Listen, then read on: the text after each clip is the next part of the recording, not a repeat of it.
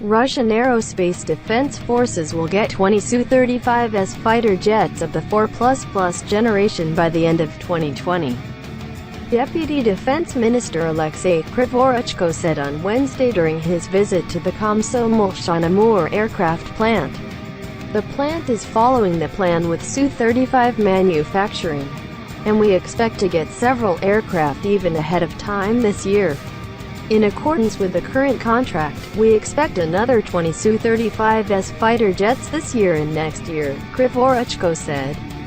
He noted that the aircraft plant works on modernizing this type of fighter jet, including on the basis of the Syrian combat experience.